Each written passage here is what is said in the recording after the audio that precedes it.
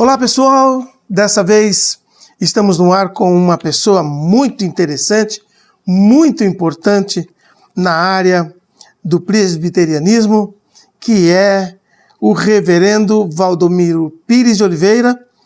Ele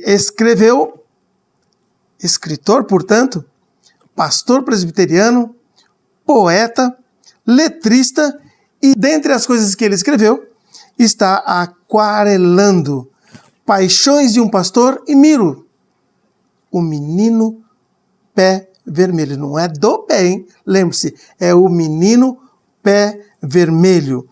Também é letrista e fez Canto de Paz, e também ao meu irmão e também fez Príncipe da Paz. São algumas canções que ele fez para Emanuel, o irmão inesquecível, né, do nosso Gessé. E ele vai falar para a gente também sobre uma salada de frutas. E aqui está no programa falando com reverendo Valdomiro Pires de Oliveira. Seja bem-vindo. Por que reverendo e não pastor? Acho que tem muita gente que tem que diferencia essa palavra. Mas vamos começar dizendo para as pessoas quem são ou quem é o senhor, o reverendo ou o pastor, ou o reverendo pastor. Na verdade, eu sou reverendo pastor, né? Porque para nós presbiterianos, reverendo é o título que você recebe quando termina a faculdade de teologia. Mas depois da faculdade de teologia, você tem um ano que você faz uma espécie de estágio numa igreja com um pastor mais experiente, né? E aí vem a possibilidade da sua ordenação ou não ao pastorado. Quando você é ordenado, então você se torna reverendo pastor. Quando você não é ordenado, você apenas continua como reverendo pelo fato de ter feito a faculdade de teologia. A faculdade de teologia normalmente é feita dentro, a que o senhor fez, foi dentro da área da Igreja Presbiteriana. Então, a Igreja Presbiteriana Independente tem a sua faculdade de teologia, a Presbiteriana do Brasil tem a sua faculdade de teologia, assim como os batistas também têm a sua faculdade de teologia. Vale a pena fazer a faculdade para ser pastor? Eu acho que é indispensável, né? Acho que é indispensável. Eu fico muito preocupado com muitas pessoas que só porque fala bonito, tem talento para falar, acha que já pode ser pastor. E ser pastor é preciso se preparar. Assim como um médico, só porque ele é inteligente, só porque ele é capaz, ele não pode se tornar médico. E nós somos, os pastores, médicos da alma. E tem que estar preparado para cuidar bem da alma das suas ovelhas. Da alma e do espírito. Sim. Da alma cuida o pastor e do espírito cuida o espírito, é isso assim? Mais ou menos essa relação. É por aí. Ok.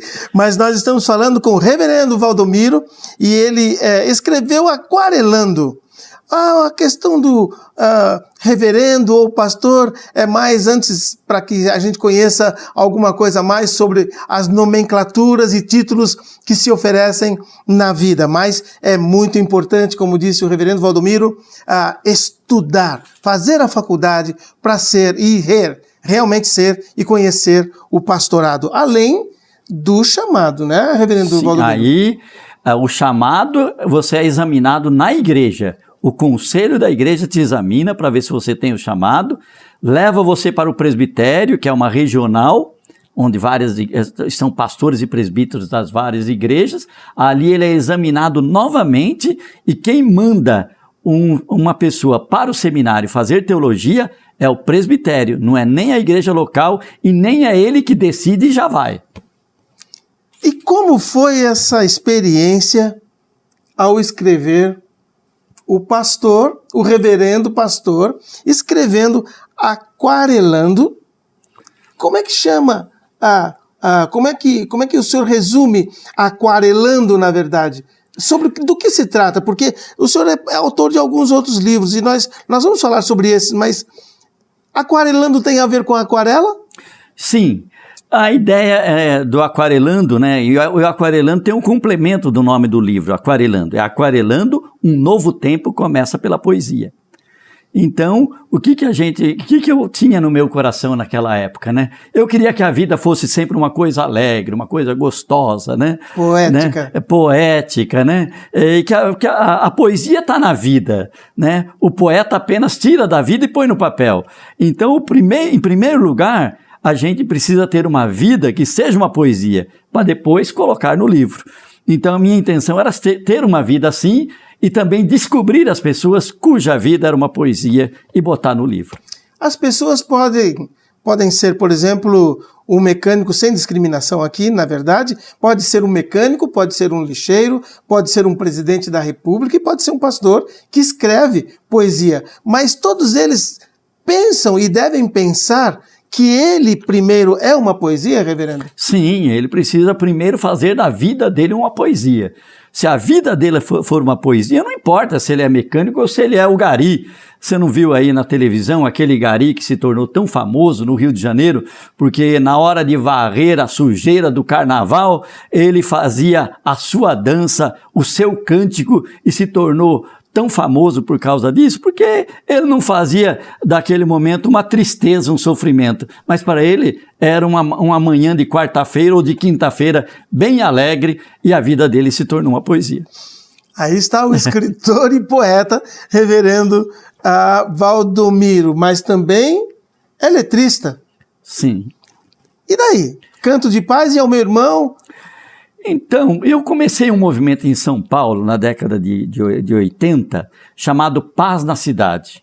Diante de tanta violência, eu comecei um movimento chamado Paz na Cidade, reunindo pessoas, igrejas todas, para discutir por que da violência e como a gente poderia contribuir para abaixar o nível de violência da nossa cidade. Que ano foi isso, pastor? Na década de 80, eu não posso precisar agora para você. Bem contemporâneo, na verdade, né? Bem contemporâneo, bem recente, né? Ainda tem muito material que foi usado nessa época. Uhum. E daí eu acho que qualquer movimento em direção à população, né, só se torna verdade quando se torna poesia, né? Só se torna verdade quando se torna música. Enquanto você não conseguir transformar um movimento em poesia, em música, como, por exemplo, as diretas já, né? Uhum. Só aconteceu as diretas já para valer e aconteceu a queda do regime totalitário no Brasil, da ditadura, só aconteceu depois que os poetas e cantores começaram a cantar um novo tempo. Foram para a rua. E cantaram e deliberaram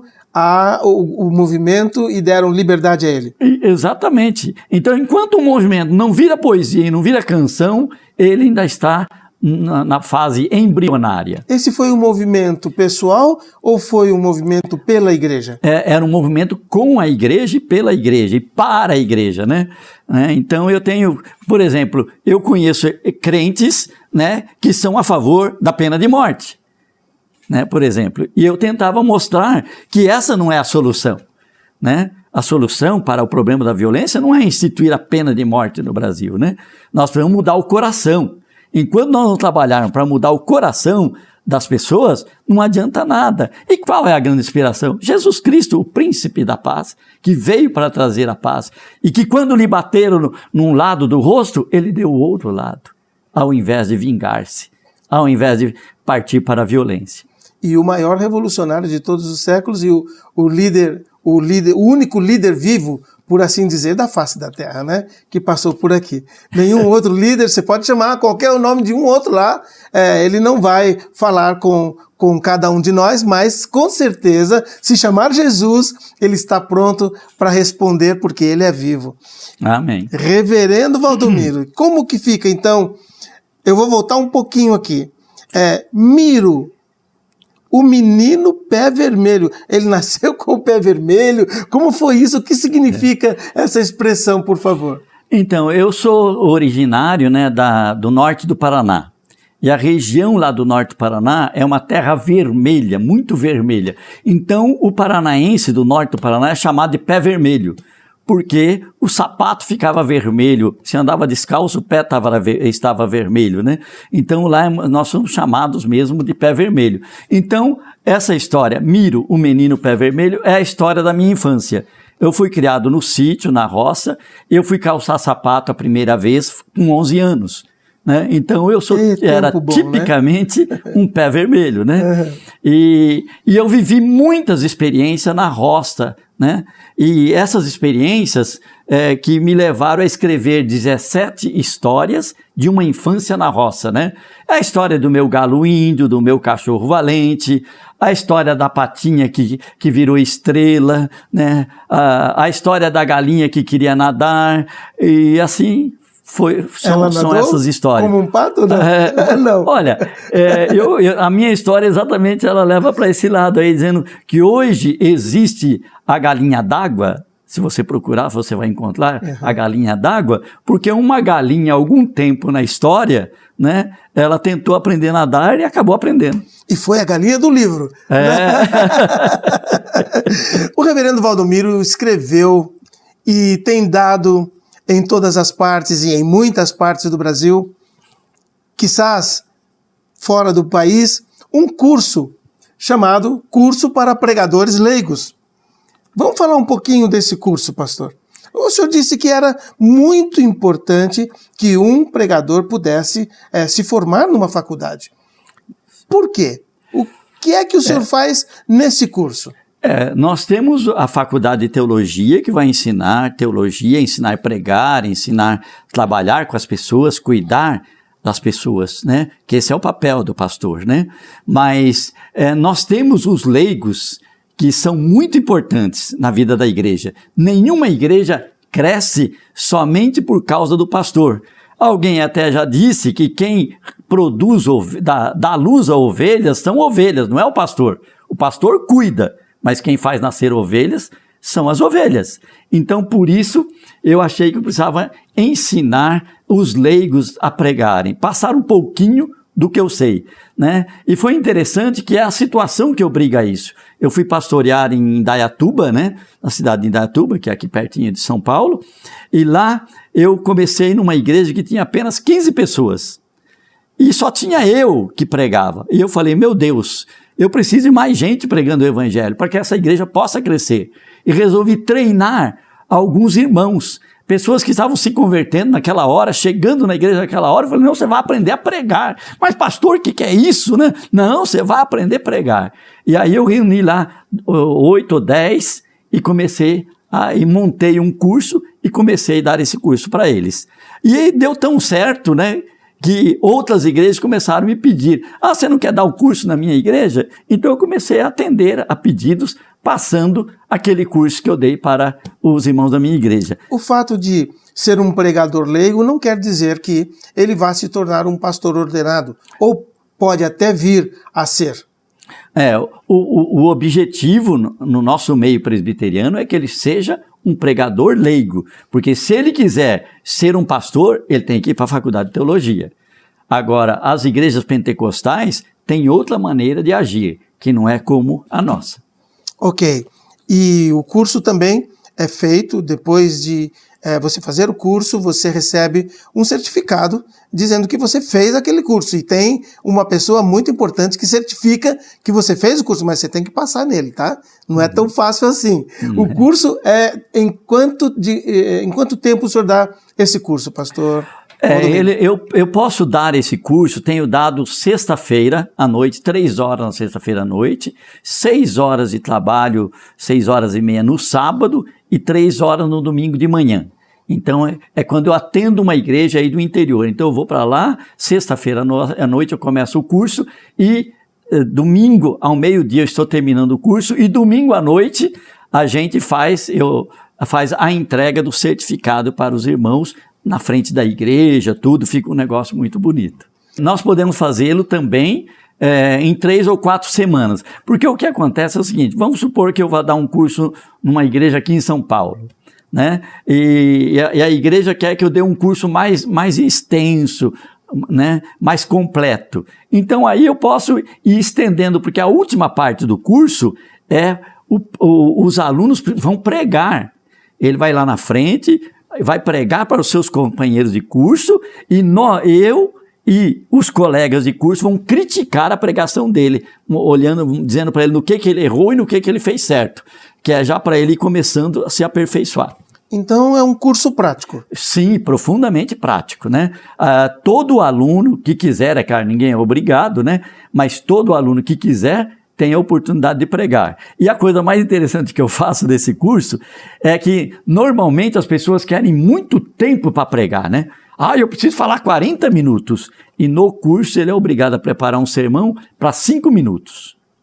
Ele faz uma introdução de 30, 40 segundos, ele faz o corpo do sermão, vai 3 minutos e pouco, e depois ele faz uma conclusão também de 30, 40 segundos para fechar o sermão. Porque sermão, pregação tem que ter começo, meio e fim. E esse é o grande problema dos pregadores. Parece tão fácil, mas é preciso uma técnica para isso. E aí, essa técnica o senhor ensina no curso. É isso que eu ensino para os irmãos. O que é uma introdução de um sermão e como se fazer uma introdução. 5 segundos de introdução? Para esse caso, 5 segundos de introdução. Tá. 10 segundos de introdução. No máximo, nesse caso, no máximo 30 segundos para introdução. E quanto tempo, hoje, em plena era da internet, quanto tempo o reverendo Valdomiro acha que é suficiente que um pregador esteja à frente de uma congregação? Para pregar? Para pregar. O ideal de um sermão hoje que é entre 20 e 25 minutos, é o máximo. Porque está provado que uma pessoa só presta atenção no máximo 15. Então, quando a gente coloca 20 a 25, nós já estamos exagerando. Agora, tem esses pregadores aí que acham que tem que ficar falando o dia inteiro, né? Então, o que eu vou fazer? Para eles que têm esse tempo para falar o dia inteiro, beleza, mas o importante é que o sermão chegue às pessoas, então, em até 25 minutos. E é possível mesmo, reverendo Valdomiro, porque dependendo do tema do sermão, a gente tem que entrar. Então, nesse entrar, tecnicamente, humanamente falando, sem, claro, pensar no que Deus está fazendo, absolutamente. Sim, mas aí a gente tem que cortar coisas. Sim, você tem que aprender a sintetizar. Eu tenho um colega que um dia chegou para mim, sabe o que ele me falou? Falou, pastor Valdomiro, eu fui convidado para ir falar num evento de uma empresa e eles falaram para mim que eu tinha 5 minutos. Eu falei para eles, 5 minutos eu nem vou. E eu falei para ele, pois é, meu irmão, eu estou acostumado a ter 3 minutos e conseguir transmitir uma mensagem ao coração das pessoas em 3 minutos. João 3,16? Precisa mais? Estamos falando com pastor Valdomiro Pires de Oliveira. Quantas pessoas mais ou menos passaram pelo irmão durante esse tempo? O curso foi montado quando? Então, foi em 2011, né, que nós começamos a dar esse curso, devido a uma necessidade, que eu não tinha quem pregasse na igreja, né? Então eu comecei a dar esse curso e a partir dali eu comecei atendendo convites de outras igrejas e fui levando o curso. Recentemente estive em Belo Horizonte dando esse curso, né? Estive em Paraguaçu Paulista, já estive em Agudos, já estive em várias cidades dando curso, né? Não há Na própria cidade de Indaiatuba, formando os seus líderes. Cidade de Indaiatuba foi onde comecei, né?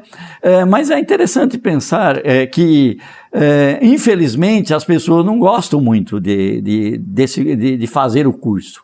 Por quê? Porque todo mundo acha que já é pregador e que ele não precisa de ser treinado e de ser preparado. E o que o senhor tem a dizer para essas pessoas? Eu tenho a dizer que a maioria faz tudo errado. Fazem, por exemplo, o famoso sermão salada de frutas, né? Que é aquele sermão que o cara fala de tudo quanto é assunto num sermão só e o seu ouvinte vai embora para casa sem saber o que ele queria dizer, né? Então, dizem os estudiosos que se você fizer o seu ouvinte ir embora para casa com pelo menos uma frase do que você pregou, você já é um sucesso como pregador. Por quê? Porque foi feita uma pesquisa a um quarteirão de uma igreja, isso nos Estados Unidos, né? Perguntando para os crentes que estavam saindo, o que o seu pastor pregou hoje? E apenas 5% lembrava alguma coisa do sermão. Isso é muita coisa, hein? para você ver como é difícil ser pregador, né? Nós estamos falando com o reverendo Valdomiro Pires de Oliveira, e dentro desse curso que ele dá, ele tem uma metodologia muito legal de se aproveitar ou dar, ou ter um aproveitamento melhor do curso. E vamos falar um pouquinho sobre isso, reverendo Valdomiro. Como que é esse método? Não, eu tenho um método, para ajudar as pessoas a se desinibir. Muitas vezes a pessoa é muito inibida, né? Então eu ensino as pessoas, durante o curso, tiro alguns momentos que eu ensino fazer jogral, né, em grupo de 3, de 4, de 5 pessoas. Então eles fazem, eu treino essas pessoas para falar em jograis, né? Eu ensino a falar poesia, né? Falar poesia. Por quê? Porque a poesia exige interpretação. Então o pregador precisa interpretar o que ele está falando. Então eu ensino eles a falarem poesia, porque a pessoa que fala poesia tem muita facilidade para interpretar o que ele está falando, para dar vida ao que ele está falando. Não então, procuro fazer necessariamente isso. Escrever a poesia, mas interpretar a poesia. Interpretar a poesia, falar poesia de Joia Júnior, tipo a Oração da Maçaneta de Joia Júnior, que é uma preciosidade, e tantas outras poesias, né? Poesias de Castro Alves, poesias de tantos outros. Alguma do Castro que o senhor se lembre? Olha, tem uma poesia de Castro Alves, que é a Vozes da África, né? Um trechinho que dela quando pra eu nós. tinha 13 para 14 anos, a minha professora da escola falou, você vai aprender a fazer poesia, falar Uau. poesia. E eu fui obrigado a decorar a poesia de Castro Alves, que é Vozes da África, e ela me ensinou a interpretar. E a partir dali ela me fez um apaixonado por poesia, virei até poeta. Um trechinho. De Castro Alves, Vozes da África. Deus, ó Deus, onde estás que não respondes? Em que mundo e que estrela tu te escondes embuçado nos céus? Há 2000 anos te mandei meu grito, que embalde desde então corre o infinito. Onde estás, Senhor Deus? Qual prometeu, tu me amarraste um dia do deserto na rubra Penédia, infinito galé. Por abutre me deste o sol ardente, e a terra do Suez foi a corrente que me ligaste ao pé. O cavalo estafado do beduíno, sob a vergasta, tomba ressupina e morre no areal. Minha garupa sangra, a dor poreja, quando o chicote de Simunda ardeja, o teu braço eternal. Não basta ainda de dor, ó Deus terrível, é pois teu peito eterno e inexaurível de vingança e rancor? Que é que fiz, Senhor? Que turvo crime eu cometi jamais, que assim me oprime teu grado vingador? Foi depois do dilúvio um viajante negro, sombrio, pálido, arquejante, descia do Arará. E eu disse ao peregrino fulminado, Cã, serás meu esposo bem-amado? Serei tua Eloá. Desde esse dia, o vento da desgraça por meus cabelos ululando passa o anátema cruel. As tribos erram do areal nas vagas e o nômade faminto corta as plagas no rápido corcel. Vi a ciência desertar do Egito, vi meu povo seguir, judeu maldito, trilha da perdição. Depois vi minha prole desgraçada, pelas garras da Europa arrebatada, amestrado falcão. Cristo, embalde morreste sobre um monte, teu sangue não lavou da minha fronte a mancha original. Ainda hoje são por fado adverso, meus filhos alimário do universo, e eu, pasto universal. Vozes da África com, antes de ser reverendo Valdomiro Pires de Oliveira, antes de ser escritor, antes de ser letrista, antes de fazer algum curso para teatro, antes de mais nada, poeta. O poeta Valdomiro Pires de Oliveira. Ok. Igreja, pregador, líder de comunidade, Brasil. Pastor Valdomiro, tem jeito? Eu acho o seguinte, né? Eu acho que a igreja tem que fazer é olhar para o Antigo Testamento e perceber quem é que corrigia o rei. Quem é que chegava na barba do rei e dizia para ele, olha, você está esquecendo dos órfãos e das viúvas, dos pobres. E por isso Deus vai te castigar.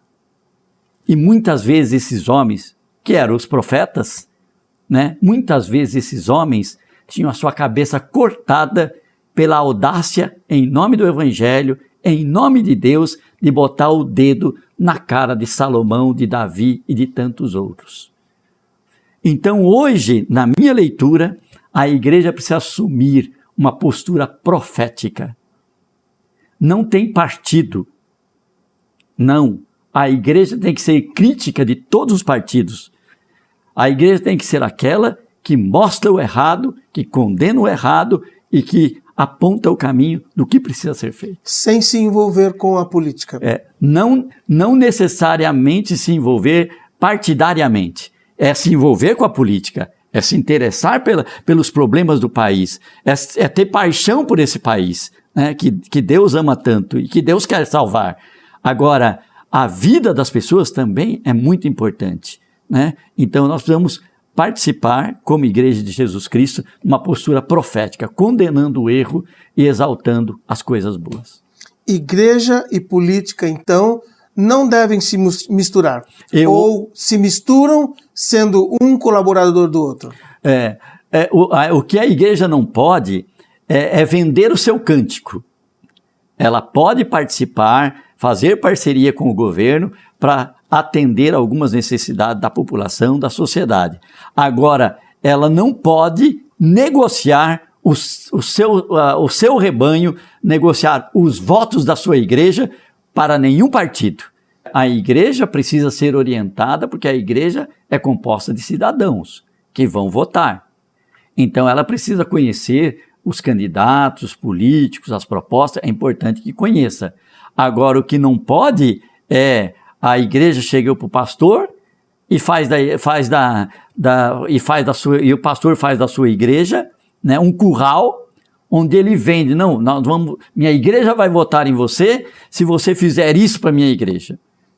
Então, hoje estamos em plena era da internet, volto a falar nisso, e as pessoas estão muito agitadas no que concerne a ideias, e também de aceitar ideias. Estão bem informadas, né? Bem informadas. As pessoas estão mais informadas. Então, a orientação é muito importante. Sim. E orientação segura.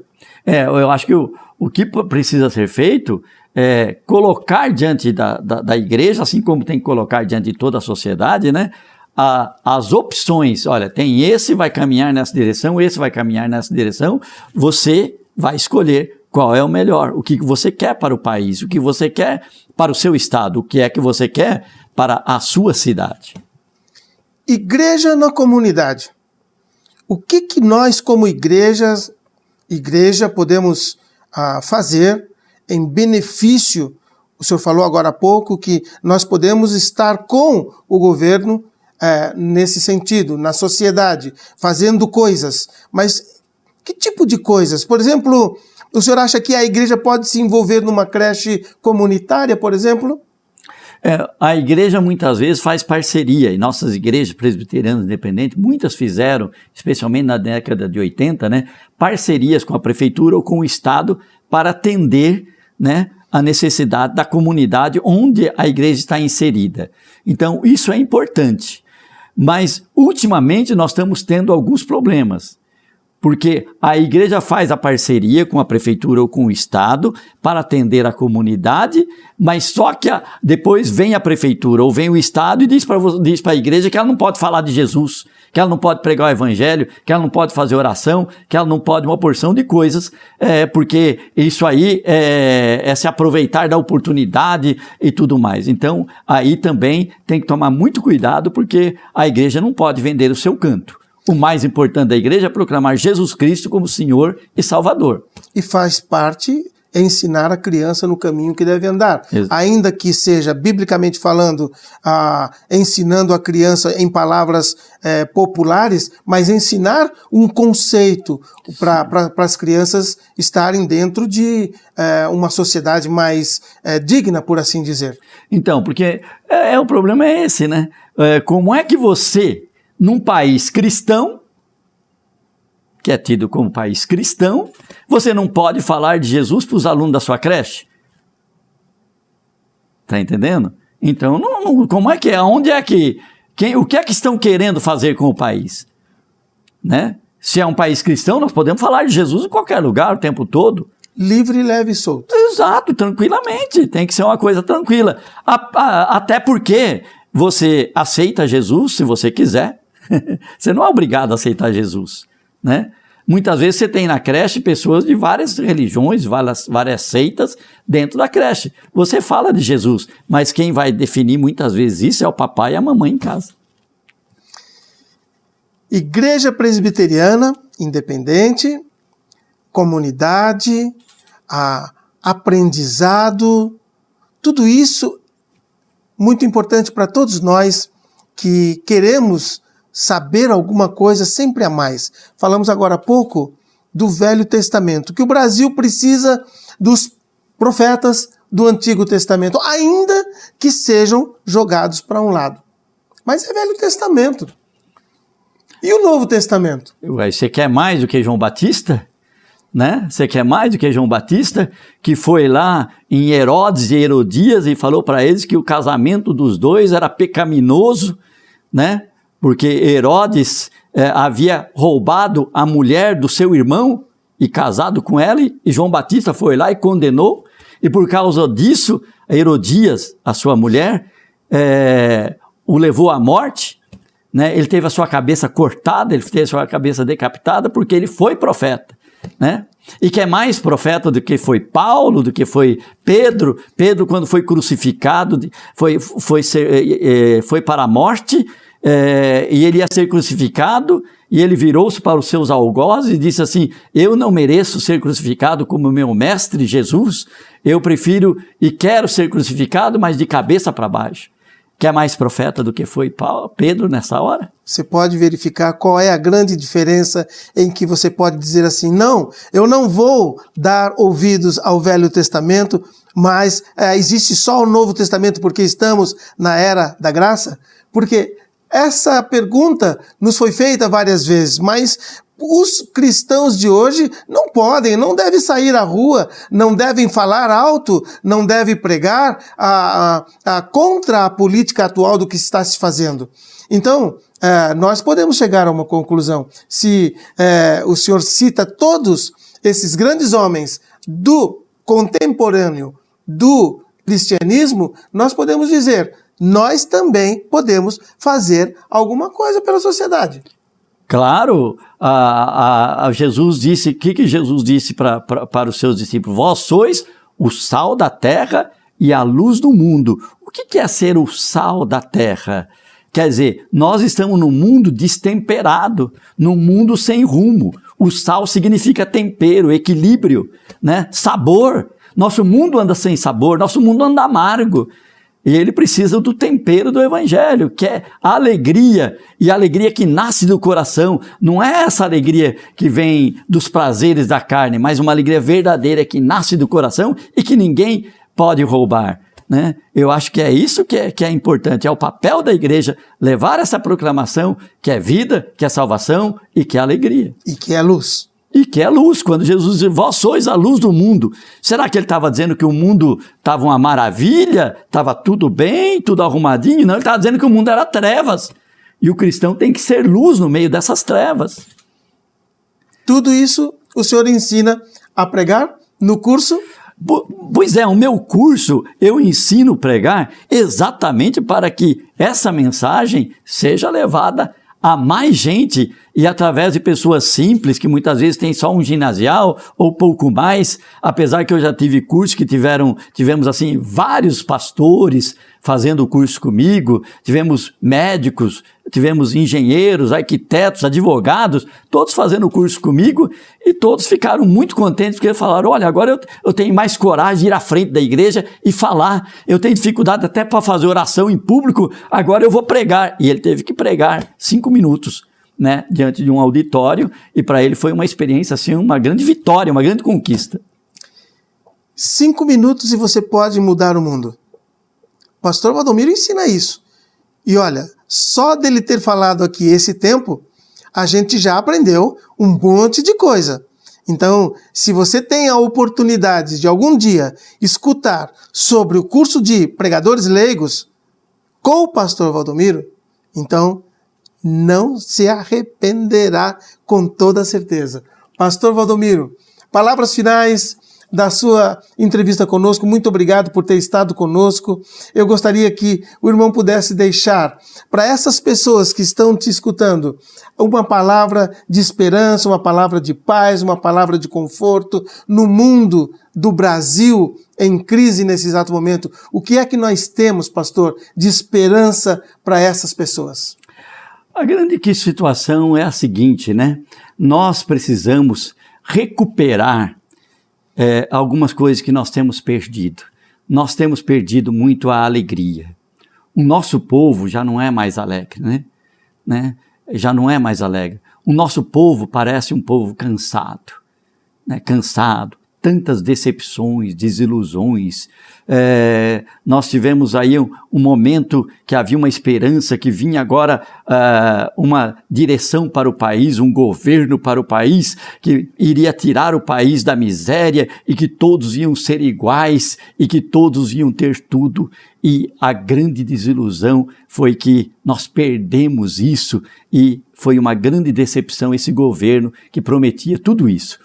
Então hoje nós precisamos aprender que a verdadeira alegria, a verdadeira felicidade, a verdadeira esperança tem que nascer do coração.